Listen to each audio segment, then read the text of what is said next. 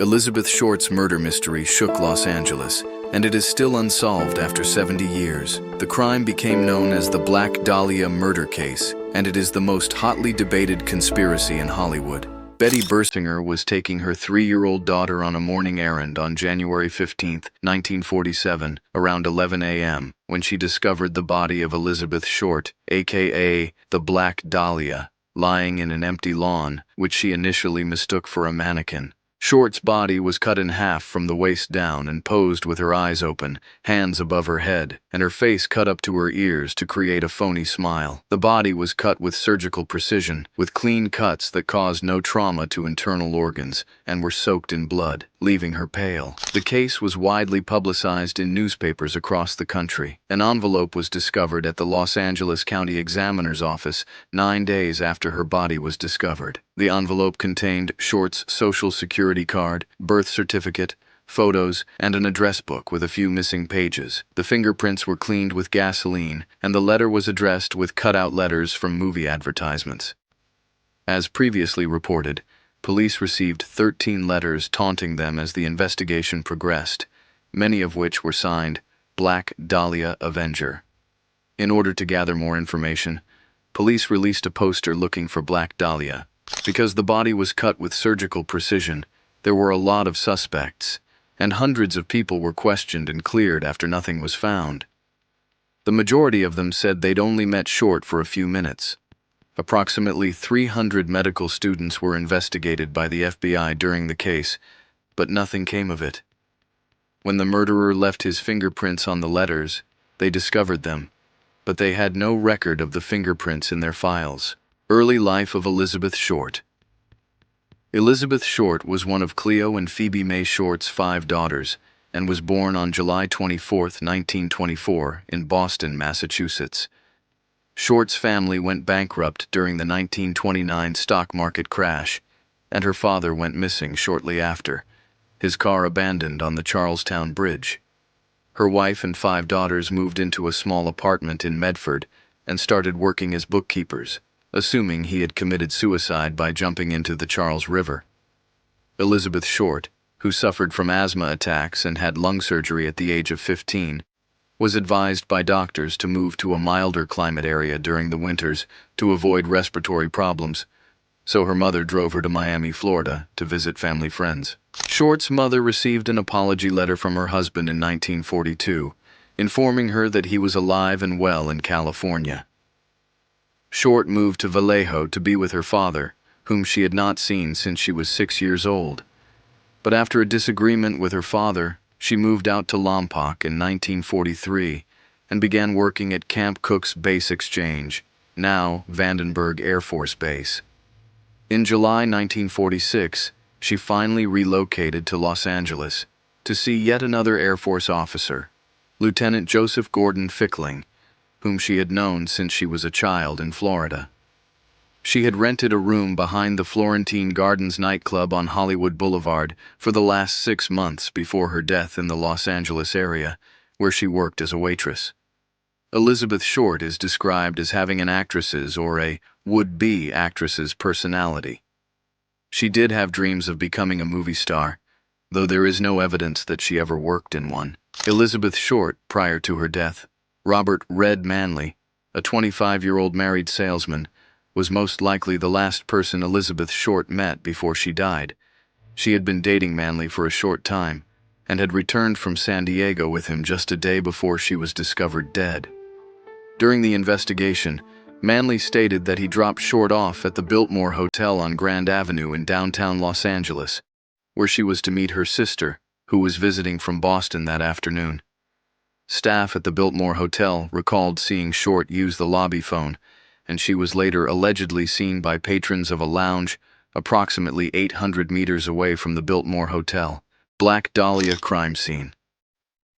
On the west side of South Norton Avenue, Elizabeth Short's body was discovered severed in 2 pieces in a vacant lot. Short's body was discovered by local resident Betty Bersinger while she was walking with her 3-year-old daughter. Short's severely mutilated body was severed at the waist and drained of blood, leaving her skin pale white. The killer also washed her body before dumping it on the streets of Los Angeles, according to the investigation. Not only that, but her mouth was slashed to her ears, giving her the Glasgow smile. More cuts were discovered on her body, primarily on her thigh and breasts, where flesh had been sliced away.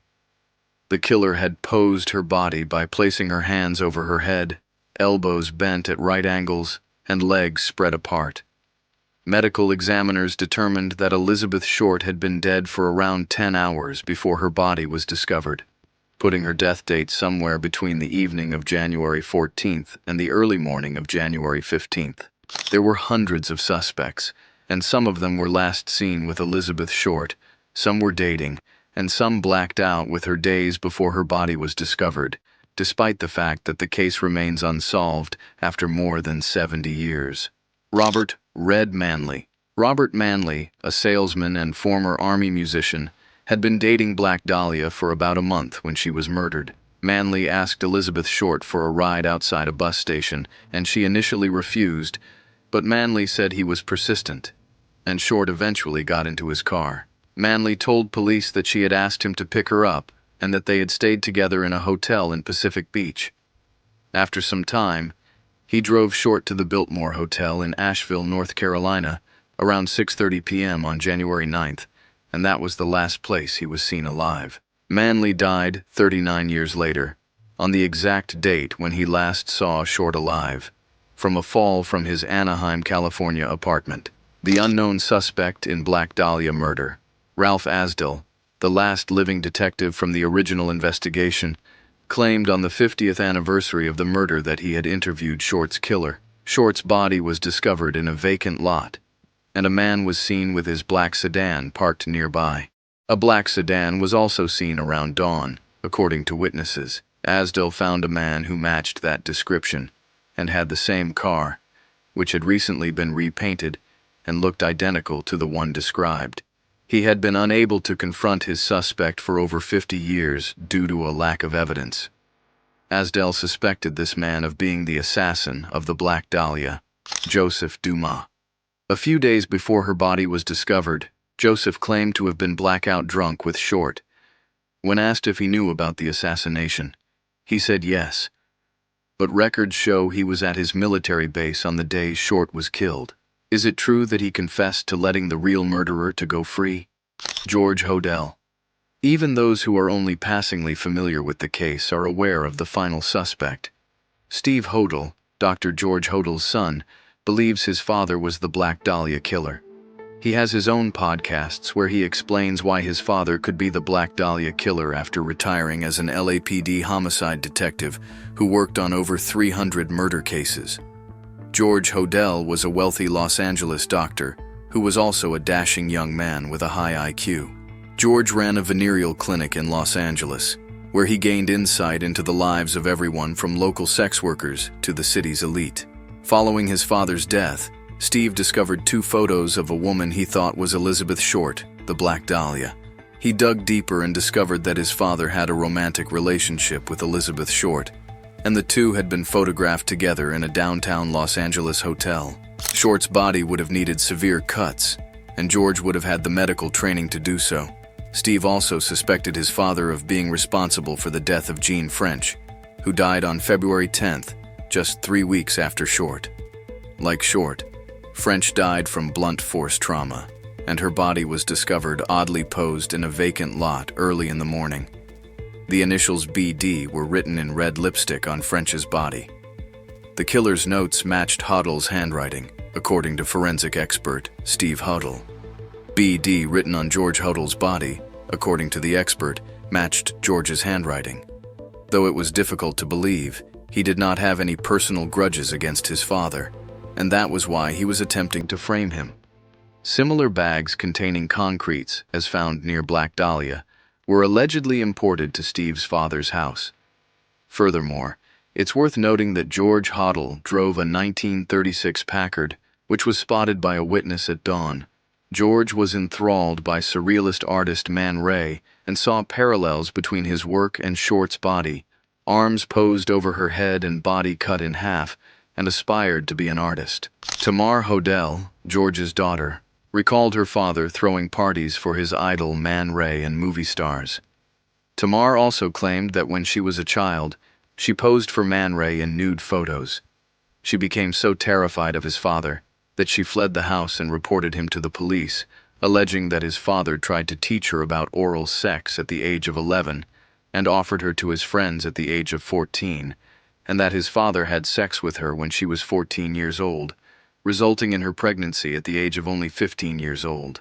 Tamar gave birth to a baby girl in San Francisco when she was 15 years old. Fauna Hodel was adopted by a Nevada family, and she had no idea until she discovered in a public library while looking for family history that her father and grandfather were the same person. George was eventually found not guilty of incest because he was the one who provided the family with the information, and several other family members testified that Tamar was lying. In 1950, George moved to the Philippines, where a body was discovered bisected and posed in an empty lawn, just like Black Dahlia. George Hodel lived less than a half-mile from the scene of the crime. Steve Lopez, a reporter from Los Angeles, was granted access to jury files, where he discovered a photo of George Hodel among 21 other suspects. He also discovered records indicating that the LAPD had installed listening devices and had listened to them for 40 days. However, George Hodel's knowledge of the LAPD officers' nightlife and their ties to prostitution allowed him to intervene. Because no recordings exist any longer, and because of the LAPD's corruption, he was never apprehended. Steve believes the cops covered up Hodel's guilt to avoid their own dirty work. As a result, the case was missing a significant amount of evidence and files. George Hodel died in 1991 at the age of 91, and the case is still unsolved. George Hodel's son began his own podcasts, explaining why he believes his father is the one who murdered Black Dahlia. Black Dahlia theories. The Black Dahlia murder case had been the most enigmatic unsolved murder case of all time, with no sign of the killer. Various theories claiming knowledge of the Black Dahlia's killer had surfaced from time to time. Cleveland torso murders. Between 1934 and 1938, the Cleveland torso murders in Cleveland, Ohio, were suspected of having a link. Detective Peter Merillo investigated the torso murders in 1947 and concluded that there was a clear link between the two cases, but Merillo later dropped the link due to a lack of new leads. However, in 1980, Detective St. John investigated a new piece of evidence linking Short's murder to a former torso murder suspect, Hack Anderson Wilson. Wilson died in a fire on February 4, 1982, and John was pretty sure he was close to arresting him for Short's murder. Everyone knew Black Dahlia. The legacy of the Black Dahlia's murder has lasted to this day, and as the most well-known case of all time, many people have attempted to profit from the murder mystery. Around 500 people confessed to the murder, some of whom were not even alive when Short was killed. Janice Knowlton, who was 10 years old when Short was killed, was one of these victims. Knowlton claimed she witnessed her father, George Knowlton, suffocate Short with a claw hammer in the detached garage of her family's Westminster home. In 1995, she published a book called Daddy Was the Black Dahlia Killer. She also claimed in her book that her father sexually abused Black Dahlia before murdering her. Despite the fact that everyone knew Knowlton's story was nothing more than a self-serving attempt to profit from the public case, Knowlton's stepsister Jolene Emerson condemned the book in 2004. She believed it, but it wasn't the reality, she said. I know because I spent 16 years with her father. Knowlton's claims were also not consistent with the facts of the case, according to Detective St. John, who spoke to the New York Times. If you want many more scary and interesting stories that have ever happened, then subscribe to the channel to always be aware of the release of new stories. And don't forget to like the video and write your opinion about the video below.